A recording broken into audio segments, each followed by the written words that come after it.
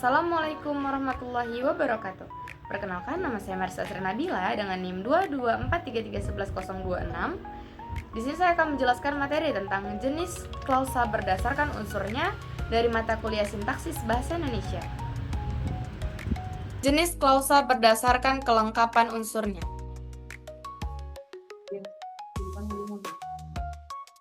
Sebelum kita mengetahui jenis-jenisnya, sebaiknya kita mengetahui dulu makna dari klausa. Klausa adalah satuan sintaksis yang bersifat predikatif, yang artinya di dalam satuan atau konstruksi itu terdapat sebuah predikat. Bila di dalam satuan itu terdapat predikat, maka satuan itu bukan sebuah klausa. Itu menurut Chair. Klausa merupakan satuan gramatik yang terdiri atas subjek dan predikat, baik disertain objek, keterangan, dan juga pelengkap maupun tidak. Itu menurut Ramlan melalui Sukini. Dengan ringkas, klausa ialah S, P, O, Pel, dan Cat. Nah, yang ditandai dalam kurung tuh kan ada objek, pelengkap, dan juga keterangan. Itu tuh memiliki sifat mana suka, yang artinya boleh ada, boleh juga tidak. Klausa lengkap. Nah, klausa lengkap ini merupakan klausa yang memiliki unsur subjek dan juga predikat. Apabila subjeknya di awal, itu merupakan klausa lengkap susun biasa, namun apabila subjeknya itu berada di akhir, itu merupakan klausa lengkap susun balik. Contoh klausa lengkap susun biasa yaitu mereka sedang bekerja. Mereka ini merupakan subjek yang menunjukkan siapa yang melakukan tindakan tersebut. Nah, sedang bekerja itu merupakan predikat atau menunjukkan bahwasannya hal yang dilakukan si subjek tersebut. Contoh kedua yaitu kakak menyapu. Kakak adalah subjek, menyapu adalah predikat. Predikatnya adalah menunjukkan hal yang dilakukan oleh si subjek tersebut. Contoh dari klausa susun balik nih. Klausa susun balik itu kan predikatnya terletak di awal ya. Jadi contohnya itu seperti bermain bola anak-anak. Bermain bola itu merupakan predikat dan anak-anak ini adalah subjek. Itu tadi kenapa dibilang susun balik, karena si subjek itu terletak di belakang kalimat tersebut. Contoh keduanya yaitu membaca buku dia. Dia membaca buku merupakan predikat dan dia itu merupakan subjeknya.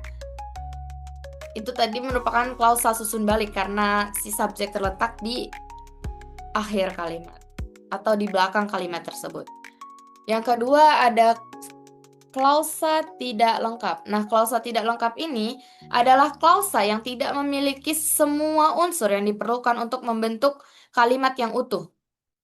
Khususnya tidak memiliki subjek. Dalam hal ini, klausa tersebut hanya terdiri dari unsur predikat saja. Contohnya, terpaksa berhenti dari pekerjaannya. Dalam klausa ini tidak ada subjek yang jelas, namun maknanya itu dapat dipahami bahwa seseorang yang tidak disebutkan ini tadi itu terpaksa berhenti dari pekerjaannya. Klausa ini tuh menyiratkan adanya situasi atau kondisi yang mengharuskan si individu tersebut untuk berhenti. Contoh keduanya yaitu sudah pergi dari tadi siang.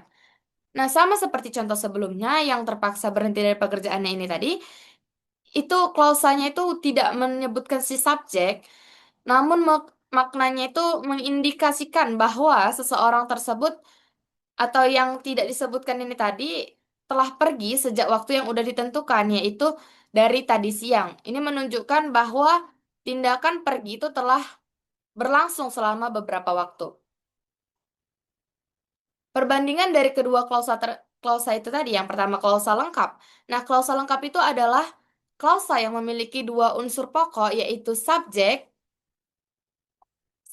dan juga predikat. Nah, klausa ini itu bisa juga dilengkapi dengan objek, pelengkap, dan juga keterangan. Klausa lengkap ini dibagi menjadi dua jenis berdasarkan susunan unsur subjek dan juga predikatnya. Yang pertama ada klausa lengkap susun biasa, yang subjeknya itu terletak di depan predikat, Yang kedua ada klausa susun balik atau inversi yang predikatnya mendahului si subjek tersebut. Yang kedua ada klausa tidak lengkap. Klausa tidak lengkap ini itu hanya memiliki unsur predikat tanpa subjek.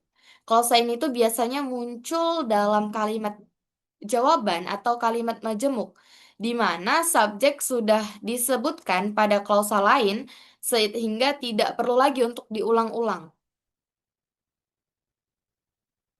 Yang terakhir, saya akan menyimpulkan dari klausa lengkap dan juga klausa tidak lengkap. Klausa lengkap itu adalah klausa yang memiliki unsur subjek dan juga predikat secara lengkap, baik disertai objek, pelengkap, ataupun keterangan maupun tidak. Klausa lengkap ini tuh dapat disusun dengan susunan biasa, yaitu subjek di depan predikat, atau susunan inversi, yaitu predikat mendahului si subjek. Klausa lengkap ini dapat berdiri sendiri sebagai kalimat yang utuh dan juga jelas maknanya. Sedangkan klausa tidak lengkap adalah klausa yang hanya memiliki unsur predikat tanpa subjek yang dinyatakan secara eksplisit. Eksplisit itu merupakan hal yang jelas gitu. Jadi klausa ini tuh biasanya muncul dalam kalimat jawaban atau kalimat majemuk yang subjeknya sudah disebutkan sebelumnya sehingga subjeknya itu dihilangkan atau dilenyapkan. Klausa tidak lengkap ini tidak dapat berdiri sendiri sebagai kalimat sempurna karena kekurangan unsur subjek. Jadi perbedaan utama antara klausa lengkap dan klausa tidak lengkap ini terletak pada kelengkapan unsur si subjek dan juga predikatnya. Klausa lengkap memiliki kedua unsur tersebut, sedangkan klausa tidak lengkap itu hanya memiliki predikat tanpa si subjek yang jelas. Terima kasih telah menonton.